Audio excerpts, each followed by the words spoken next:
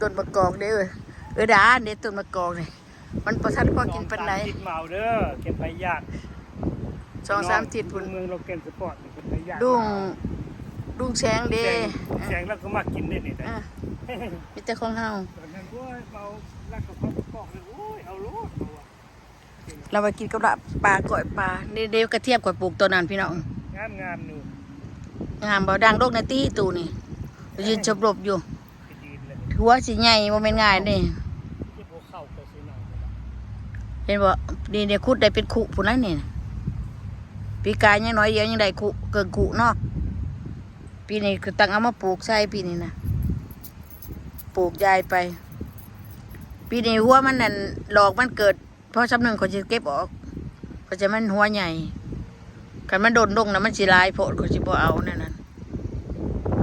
นี่นะพี่น้อง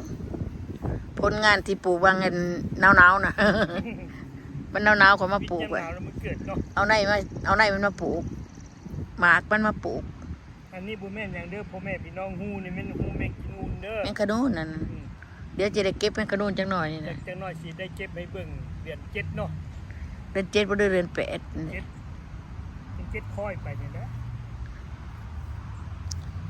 พักอันนี้มันก็เป็นป่งนะเด้นี่พักอันนี้ก็เบี้ยมัน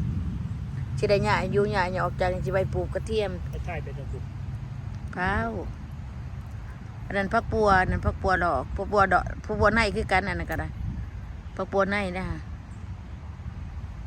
กระเทียมนี่กระเทียมในคือกันเทียมดอกคือกัน ต้นมะกอกเขาเอามาปลูกได้7ปี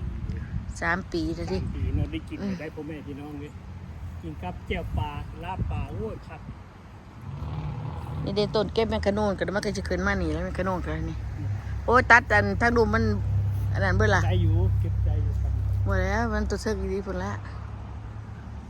ต้นแอปเปิลน้อยนะ ไปเราไปปลูกโอ้ดอกไม้ พอเท่าฮีดเท่านั้นแม่อันนี้มันคือฮีดจังปังนี่อันนี้ดอกไม้ก็หลายห่วงนะ เสร็จแล้ว ฮีด เงิน เงิน10 เซนอยู่ค่ะ 10 เซนเป็นพันถุงเด้อตัวนี้เป็นมันเก็บเอาเบิด นี่เดี๋ยวบานๆมันก็งามๆนั่นไม่หยังคือมันบวมนี่น่ะเจ้าเหยียบมันวะ เป็นแบบนั้นมันเป็นแบบนั้น ไม่เห็นปะอันนี้ทางหลังเฮือนย่างไปมาเลาะเบิ่งทางหลังเฮือนทางหลังบ้านอู้ตื่น แล้วมันพักออกเลยนะพ่อแม่ บักแตงออกแล้วเด้แตงค่อยออกแล้วเด้ เป็นพ่อแม่พี่น้อง โอ้ยที่บ่ได้มันก็เป็นยาบ้านผักแปดบ่สะออนดอก เอาผมมีไปโคมเอามากินโอ้ยอยาก เด้บักแตงค่อยออกอ่ะหาหน้านี่บ่ได้บ่ออกแล้วหาแนว แตกแล้วเนาะ แตงออกละ มัน บักชะดีนี่สิได้ออกบ่พ่อเฒ่าจะปลูกเลิกจะนินทมมันน่ะบ่เคยปลูกเลิกแต่สิจักเทื่อ เอามันดึงออกมาเลย แล้วแต่ต้องว่าได้สวนในอันยายมือนั้นก็ได้กระเทียมยายมือนั้นก็ได้เด้ขน้อยยายมันป้ายนี่สิขุดเอาซั่นนี่เอาเกาะอีหยังกันมันนี่แม่นดินของพวกขน้อยตัดหญ้าแท้ๆนี่นะนี่แม่นเบิดนี่กระเทียมยายมันก็นี่เด้ต้นใหญ่ต้นน้อยนี่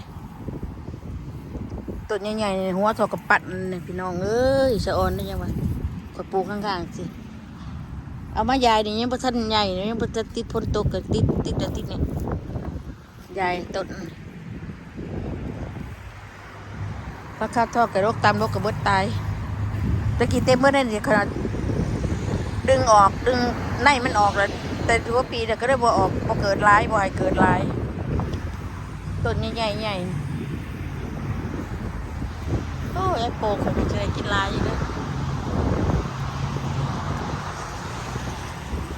นี่นะบักถั่วนี่คือบ่อยากออกว่ะนี่นะ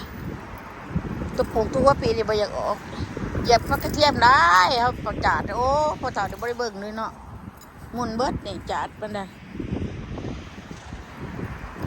นี่จาดผักกระเทียมจาดทั้งหมดนี่ มีน้อยก็เป็นหมากเนี่ยผม นี่เด็กกระเทียมเขาจาดมันก็ใหญ่แล้วดิเนี่ยหัวจะต้องอันนั้นข่อยเอามาบานใส่บางข่อยเอาอันไหนมาถิ่มเหยียบลง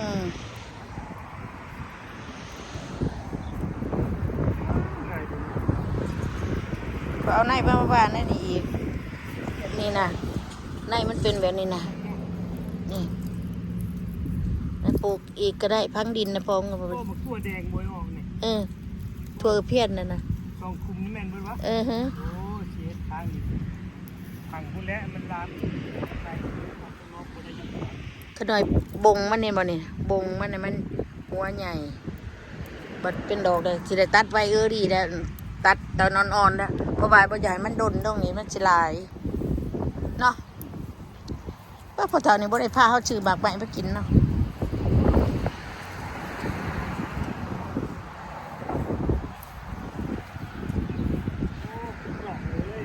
ใช่ เป็นลายขนาดปีนี้ลายทุกปีดอกกันนี่ เนาะ กินบ่เบิดจักปีดอก เราจะซื้ออันนั้นมาพังเอาเป็นขึ้นเลย โอ้ยใหม่มันแพงพอเท่าเอ้ยใหม่แพงแท้แพงว่านี่นะดอกมาเป็นบ่เพราะมันเป็นเต็มเบิดแถวๆนี่ดอกมันปงใบก็เนาะอันนี้เนาะจะเป็นดอกเนาะโอ้นี่มันปงไว้นี่ดอกมันนะเห็นบ่พี่น้องเฮาบ่อยากให้เฮ็ดหยังไม่ได้ตัดงามันตายนี่ถิ่มซื่อๆเอาขึ้นเทิงนี่บ่อยากเป็นหมากลายบ่งามเฮาตัดมาให้ปงเลยเรียบห่อเพื่อนอันนี้นะเรียบห่อเพื่อนอันนี้บ่ทันได้คลิปไลฟ์ซ้ำเฮ้ยบ่ฮู้แล้วบ่ได้เอามาปลูกเขาเจ้าบ่ยายนี่ไว้เขาเจ้าคือบ่มาเฮ็ดอีจักเทื่อว่ะอันนี้สตรอเบอรี่ป้าปะเถาหน่วยน้อยๆอันนี้อันหน่วยน้อยๆนั่นแม่นั่นแหละมันหน่วยน้อยจะบ่เอามาปลูกเบิ่งเขาอยากกินหน่วยใหญ่มาปลูกเบิ่งนี่เขาเจ้าบ่ยายนี่สิดีเขาเจ้าบ่ยายนี่แหละ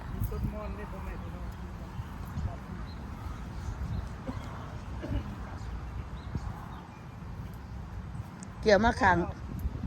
เป็นดอกเป็นหมากกันนี่ โอ้ย มันน้อยมึงเด้อน้อยกินเลย เบิ่งเบิดพืชเอามาอันกกป่อนอยู่ป่าบุดบ่อยากเอามา ที่ ป ได้ ลูก เบิ่งหมากมันนี่ อยู่ป่าบ่อึดบ่อยากมาปลูกอีกซะ มึงถ้าอยากแทนเด้ อยากอยู่ดอกข่อยไปเก็บอยู่ป่าก็ได้ ไปเก็บอยู่ป่า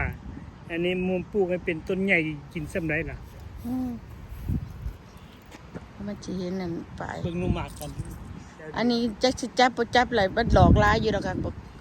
หลอกว่าเชอรี่คนนี้ จับ นะ อยู่ได้เท่าจับไป เด้นี่ห่วงนี่เดี๋ยวก็มีแต่หน่วยเดียวนี่เท้ามีเยอะ น้อยอยู่เด้ น้อยนะมันชีดจุบนั่นนะบ่ใหญ่แล้วล่ะเชื้อโรคมันบ่ใหญ่กวงก็มากินใบมันนั่นนี่ มันซีดหน่อยแล้วมันบ่ จัด เบิดเนาะ นี่ก็ได้2หน่วยนี่นี่พวกนี้ก็ได้2หน่วยจะตีดอกกันหลายๆพี่น้องมันสิ เข้าบุ เป็น ก จัง เอานั่นมาใส่เข้าบุก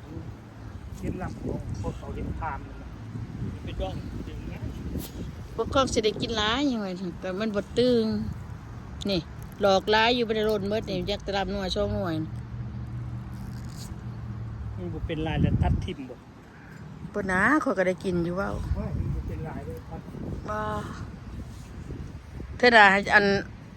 เอาขี้หยามาใส่มันนี่ ให้เข้ามากันนี่ไอ้พี่ไอ้น้องดูแหละพี่ไอ้น้องเนาะเบิ่งเฮ็ดซ่าน รีวิวเพื่อนให้เบิ้งรีวิวกันบ้านให้เบิ้งกับบ้านต้นแช่ดีนี่มันสิเจ็ดนะบ่ เพื่อนคนนี้ได้คนไหนพี่น้องข้างนี้ โอเคพี่น้องอยู่ดีไม่แห้งบาย